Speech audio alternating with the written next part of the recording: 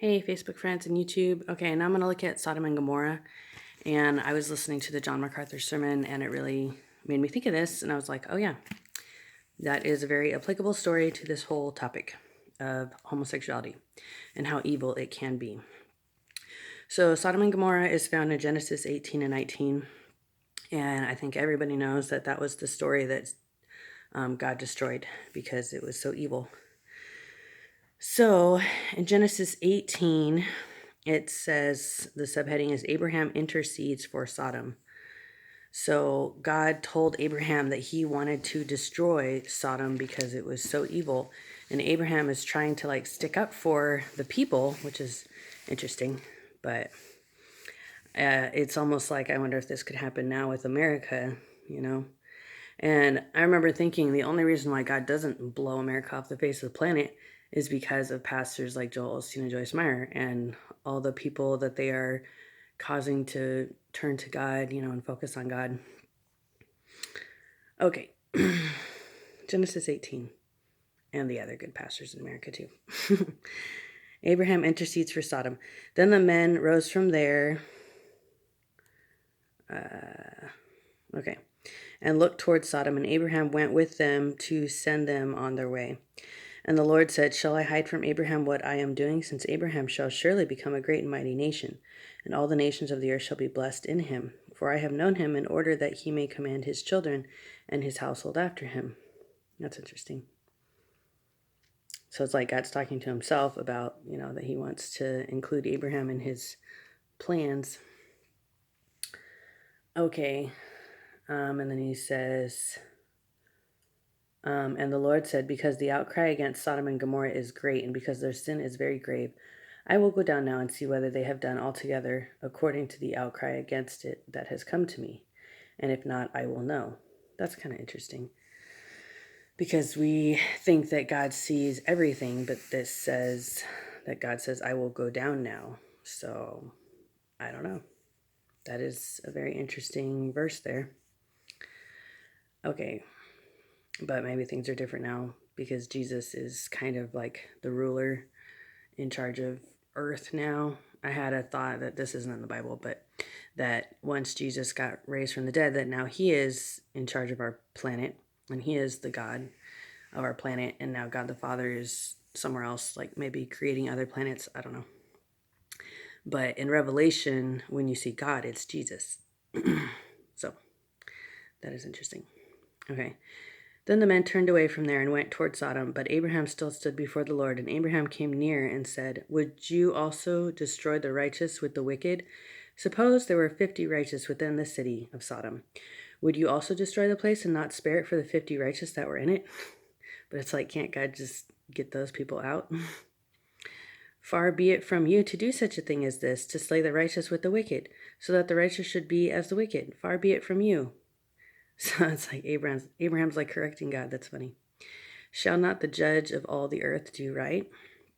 So the Lord said, If I find in Sodom 50 righteous within the city, then I will spare all the place for their sakes. Then Abraham answered and said, Indeed now, I am but dust, and ashes have taken it upon myself to speak to the Lord. But suppose there were 5 less than the 50 righteous. Would you destroy all the city for the lack of 5? So God said, If I find there 45, I will not destroy it. And Abraham spoke to him yet again and said, Suppose there should be 40 found there. So he said, I will not do it for the sake of 40. This is really funny. Abraham bargaining with God. I read this. I've read Genesis all the way through at least 3 times in my life, but I did not remember this part.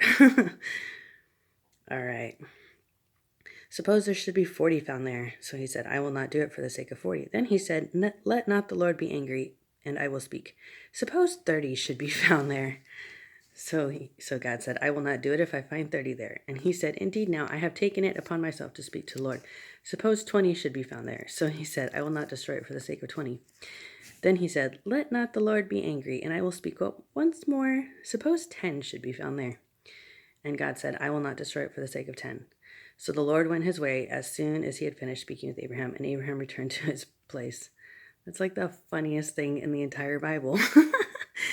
I can't believe that. That's pretty funny that conversation took place. Okay. So then Genesis 19 happens, Sodom's depravity. I definitely remember this story because it stuck out in my mind. It's like, wow, that's the craziest story in the whole Bible. Now, 2 angels came to Sodom in the evening. So I think this was God's way of investigating how evil the city was. So these were like his, spies from God. Now 2 angels came to Sodom in the evening.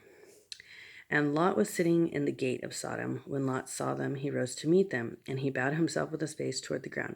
And he said, "Here now, my lords, please turn in to your servant's house and spend the night, and wash your feet. Then you may rise early and go on your way." So it's kind of like he was trying to protect them from really seeing the city. And they said, "No, but we will spend the night in the open square." Like, we think we'll be safe out here. Or, they were testing the city to see if they would be safe. But he insisted strongly, so they turned into him and entered his house. Then he made them a feast and baked them unleavened bread, and they ate. Now before they lay down, the men of the city, the men of Sodom, both old and young, all the people from every quarter surrounded the house. And they called to Lot and said to him, "Where are the men who came to you tonight? Bring them out to us, that we may know them carnally." And anytime in the Bible when it says no, it's talking about sex.